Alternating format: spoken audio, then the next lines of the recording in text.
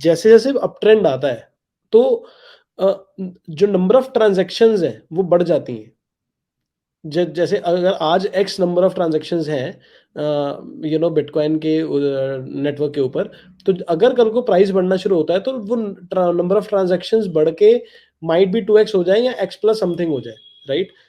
इसका तो इसका मतलब ये है कि जब नंबर ऑफ ट्रांज़ैक्शंस बढ़ रही हैं, बिटकॉइन के प्राइस बढ़ने से, क्योंकि सेंटिमेंट भी पॉजिटिव हो रहा है और बाइंग डिमांड आ रही है, तो वो भी कहीं न कहीं माइनर्स का रेवेन्यू और बढ़ाता है, बिकॉज़ उनको ट्रांज़ैक्शन फ़ीस से कमाई उतनी ज़्यादा होती है। अब यही इसके उल्टा जब हम डाउन ट्रेंड में बात करते हैं, बियर मार्केट्स में बात करते हैं कि जैसे-जैसे बिटकॉइन का प्राइस गिर रहा है, यहाँ पे एक तरफ तो जो बिटकॉइन का प्राइस गिरने की वजह से जो fixed reward in terms of bitcoins आने हैं, वो तो डॉलर की टर्म्स में रेवेन्यू गिर ही रहा है। But at the same time अब लोगों का कहीं न कहीं बिटकॉइन का जो बाइंग प्रेशर है वो भी कम हो गया है। अब लोग अभी उतना बाय नहीं कर रहे। जब तक अ, ल जो बड़े व्हेल्स हैं उनको ये कन्फर्म ना हो कि अभी और डाउनसाइड पॉसिबल नहीं है। क्योंकि कहीं न कहीं देखो, बॉटम जब हम बोलते हैं कि बॉटम बन गया बिटकॉइन का बॉटम कब बनता है?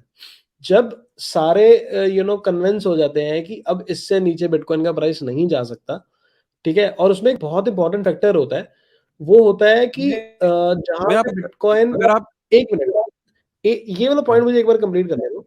हाँ, हाँ, जो बिटकॉइन माइनर्स का जो ब्रेक इवन प्राइस होता है, ब्रेक इवन प्राइस बहुत इंपॉर्टेंट होता है कहीं न कहीं बिटकॉइन के बॉटम की कंफर्मेशन के लिए भी।